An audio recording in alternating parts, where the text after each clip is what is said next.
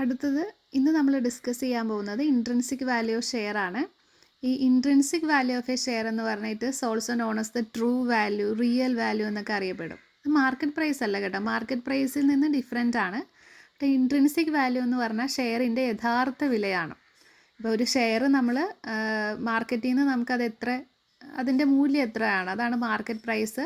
നമ്മൾ അക്വയർ ചെയ്തത് ചിലപ്പം വേറെ ഏതെങ്കിലും ഒരു പ്രൈസിനാവാം, അതായത് കോസ്റ്റ് അല്ലെങ്കിൽ അക്വയർഡ് പ്രൈസ് ആണത്.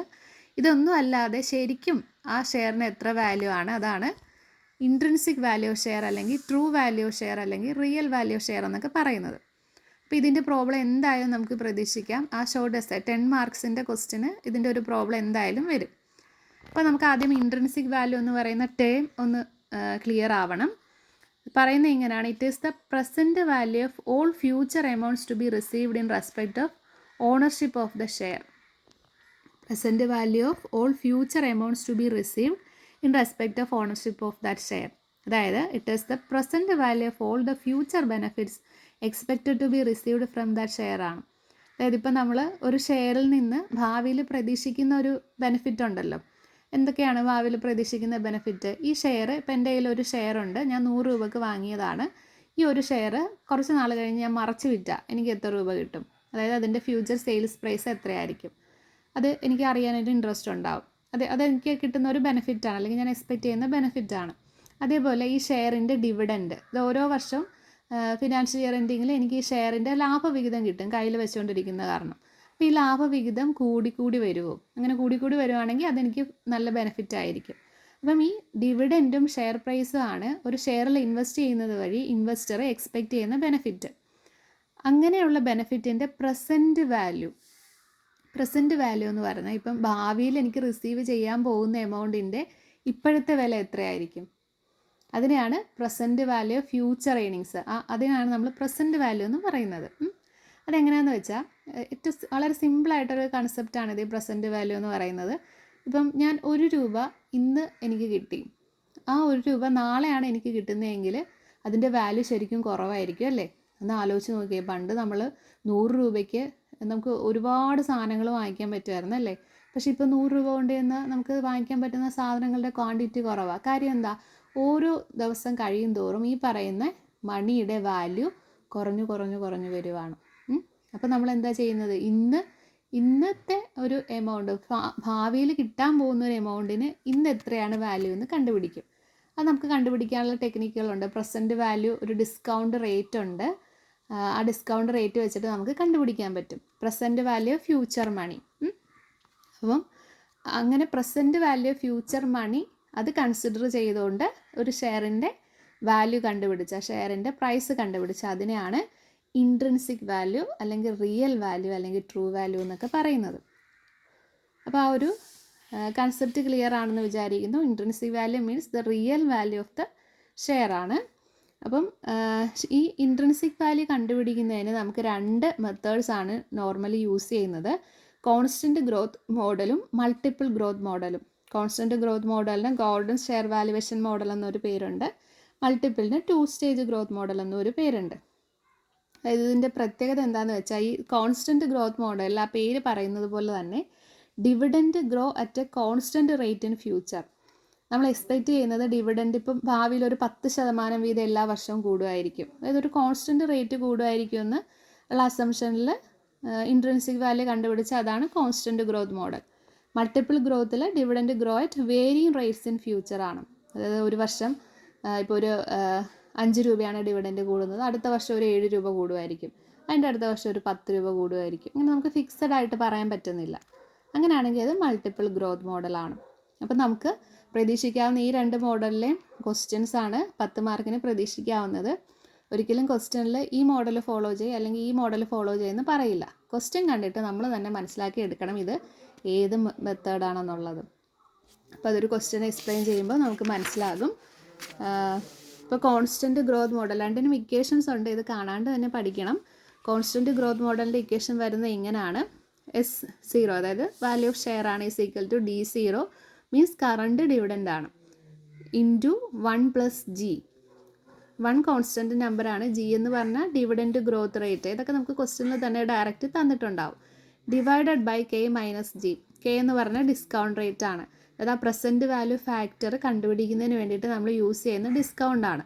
ഇത് ഇന്നത്തെ രൂപയുടെ ഭാവിയിൽ കിട്ടാൻ പോകുന്ന പൈസയുടെ ഇന്നത്തെ മൂല്യം. അതാണ് ഈ ഡിസ്കൗണ്ട് റേറ്റ് വെച്ചിട്ട് നമ്മൾ കാണുന്നത്. അത് ക്വസ്റ്റ്യനിൽ മിക്കവാറും നമുക്കിത് ഇങ്ങനെ ആയിരിക്കും തരുന്നത്: investors required rate of return. Discount rate എന്ന് ഒന്നെങ്കിൽ ഡയറക്റ്റ് തരാം, അല്ലെങ്കിൽ investors required rate of return is ഇത്രയാണ് എന്ന് പറയും. അപ്പോൾ അതാണ് ഈ ഡിസ്കൗണ്ട് റേറ്റ്. കെ എന്ന് പറയുന്ന ലെറ്റർ വെച്ചിട്ടാണ് നമ്മളത് സൂചിപ്പിക്കുന്നത്.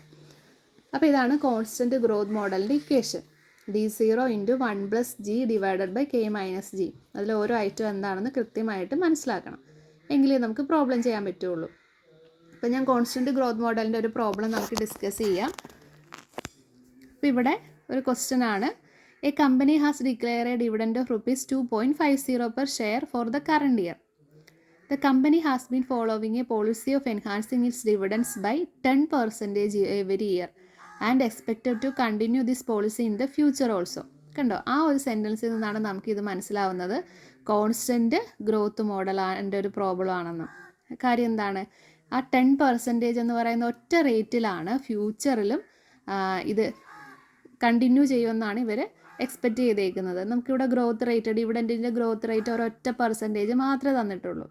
അങ്ങനെയാണ് നമുക്ക് മനസ്സിലാവുന്നത് ഇതെന്താണെന്ന്, കോൺസ്റ്റൻറ്റ് ഗ്രോത്ത് മോഡലാണെന്ന് മനസ്സിലാവുന്നത്. An investor who is considering to purchase this share has a required rate of return of 15%. ആ റിക്വയർഡ് റേറ്റ് ഓഫ് റിട്ടേൺ ആണ് ഞാൻ നേരത്തെ പറഞ്ഞ എന്ത്, ഡിസ്കൗണ്ട് റേറ്റ്. അത് മിക്കവാറും ഇങ്ങനെയായിരിക്കും തരുന്നത്, required rate of return. Calculate the true value of the share. കണ്ടോ, ഇത് ഏത് മോഡലാണെന്നോ എന്താണെന്നോ ഒന്നും ക്വസ്റ്റ്യനിൽ വരില്ല, ഇങ്ങനെയായിരിക്കും വരുന്നത്: true value of the share, അല്ലെങ്കിൽ intrinsic value of the share, അല്ലെങ്കിൽ calculate the real value of the share എന്നൊക്കെ ക്വസ്റ്റ്യൻ വരാം. ഓക്കെ, അപ്പോൾ ക്വസ്റ്റ്യൻ ക്ലിയർ ആണെന്ന് വിചാരിക്കുന്നു. ഒരു കമ്പനിക്ക് കറണ്ട് ഡിവിഡൻറ്റ് 2.5 രൂപയാണ്. കമ്പനി ഭാവിയിൽ 10% വീതം ഗ്രോത്ത് റേറ്റ് ഉണ്ടാവുമെന്നാണ് പ്രതീക്ഷിക്കുന്നത്. അപ്പം ഒരു ഇൻവെസ്റ്റർ ഇതിൽ ഇൻവെസ്റ്റ് ചെയ്യാൻ ആഗ്രഹിക്കുന്നുണ്ട്. അയാൾ എക്സ്പെക്റ്റ് ചെയ്യുന്ന റേറ്റ് ഓഫ് റിട്ടേൺ 15%. ഇത്രയും കാര്യങ്ങളാണ് നമുക്ക് തന്നേക്കുന്നത്. എന്നിട്ട് ഇൻട്രിൻസിക് വാല്യൂ കണ്ടുപിടിക്കാൻ പറഞ്ഞേക്കുന്നു. അപ്പോൾ ആദ്യം തന്നിരിക്കുന്ന ഡീറ്റെയിൽസ് നമുക്ക് എടുത്തെഴുതാം. അതിന് മുമ്പ് ആദ്യം ഇക്വേഷൻ എഴുതാം. നമ്മൾ ഐഡൻറ്റിഫൈ ചെയ്ത് കഴിഞ്ഞ് കോൺസ്റ്റൻറ്റ് ഗ്രോത്ത് മോഡലാണ്. അപ്പം value of share S0 = D0 × 1 + G / K - G. Okay, അതിൽ D0 കറണ്ട് ഇയർ ഡിവിഡൻ്റ് ആണ് 2.50. G എന്ന് പറഞ്ഞാൽ ഗ്രോത്ത് റേറ്റ് ആണ്, 10% ആണ് growth rate, dividend growth rate 10% എന്നുള്ളത് നമുക്ക് 0.10 എന്ന് എഴുതാം അല്ലേ. 0.10 എന്ന് എഴുതാം. 10 / 100 0.10 ആണ്. ഇങ്ങനെ എഴുതുന്നതാണ് നമുക്ക് പ്രോബ്ലം ചെയ്യാൻ സൗകര്യം.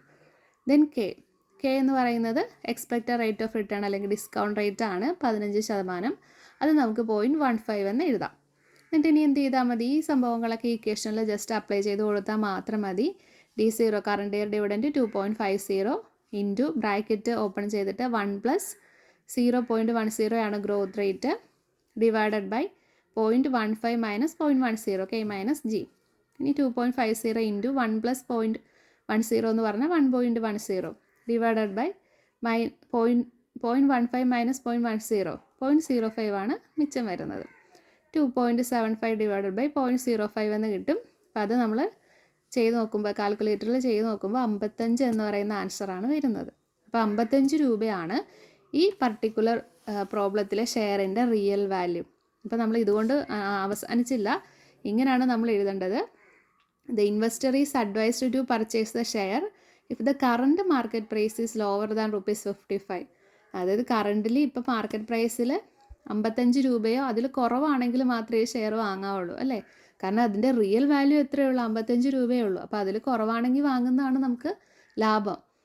റിയൽ വാല്യൂവിനേക്കാളും കൂടുതലാണ്. ഇപ്പം മാർക്കറ്റിൽ ഇതൊരു 60 രൂപയ്ക്കാണ് അവൈലബിൾ ആവുന്നത്. അപ്പോൾ അത് വാങ്ങരുത്. കാര്യം എന്താ, അതിന് ശരിക്കും 55 രൂപയേ ഉള്ളൂ, പക്ഷേ മാർക്കറ്റ് വാല്യൂ കൂടുതലാണ്, അപ്പം വാങ്ങരുത്.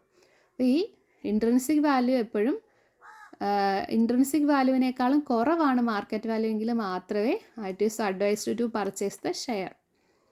ഓക്കെ, അപ്പോൾ ഈ ഫസ്റ്റ് മെത്തേഡ് ഇങ്ങനെയാണ് വരുന്നത്. അപ്പോൾ ഡിവിഡൻറ്റ് ഗ്രോത്ത് റേറ്റ് കോൺസ്റ്റൻ്റ് ആയിരിക്കും. ആ ഒരു കാര്യം മനസ്സിലാക്കിയിട്ടാണ് നമ്മൾ ഇതേത് മെത്തേഡാണെന്നുള്ളത് ഐഡൻറ്റിഫൈ ചെയ്യുന്നത്.